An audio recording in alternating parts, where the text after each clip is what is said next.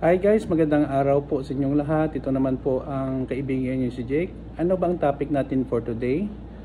Huwag matakot tumanda. Ibig sabihin, hindi po tayo dapat mag-alala kung tumatanda na tayo. Growing old is a blessing. Bakit ko po yun nasasabi? Very simple lang po. Hindi lahat ng tao ay nabigyan ng oportunidad ng ating Panginoon na tumanda. Iba nga bata pa, namatay, nagkasakit, na aksidente, pinatay, or anumang mga circumstances sa buhay na maaga pa sila kinuha ng ating Panginoon. Kung tumatanda tayo, may mga bagay tayo na natutunan. Wisdom, nagiging mature tayo, depende naman sa tao. Meron naman tao, tumatanda, paurong naman, hindi naman nagmamature ang kanyang isipan. Yun po ang isa sa mga bagay na natutunan ko.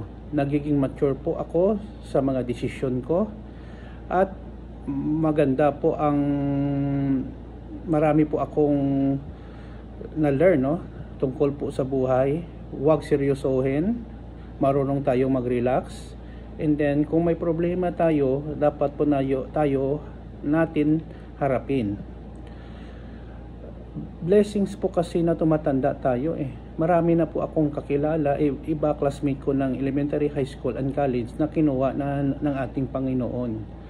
Every day we wake up, i-consider natin na blessings po ito. At kung tumatanda tayo, hindi lang po wisdom ang nakukuha natin, kundi how we deal with people, Nagiging passionate, sa pagbigay ng konsiderasyon sa tao, at ang ating mga priorities, guys, umiiba na rin, Kung bata tayo, madali tayong gumawa ng mga desisyon without thinking about ano ba ang consequences ng ating action.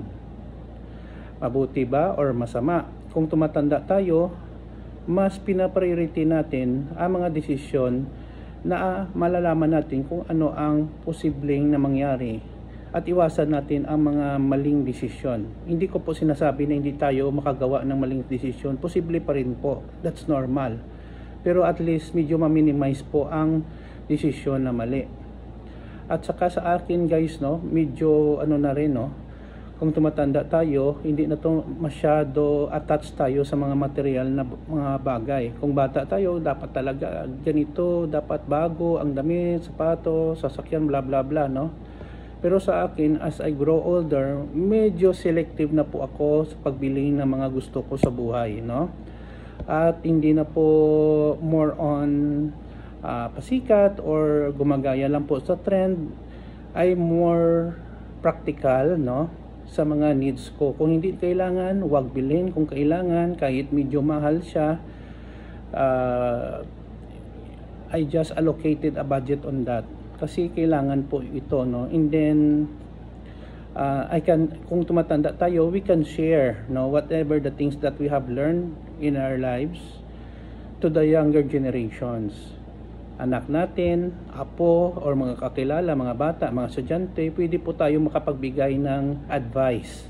Mabuting advice lang po, makapaggabay po tayo sa kanila sa tamang landas na gusto nilang tahakin, kasi immature pa yun hindi pa sila makapag think na maganda kasi kulang pa sila ng experience. Ang experience, guys, came from age.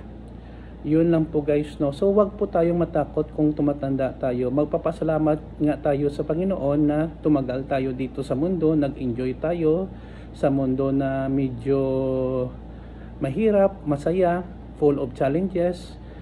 Yun ay isang blessings na po sa atin. Yun lang po, guys. Sana po may napulot po kayong aral sa video natin. Please like, share, and please follow me in my Facebook page. Maraming salamat po sa inyong walang sawang pag-like, pag-comment, pagsunod sa aking page dito sa Facebook and in my YouTube channel.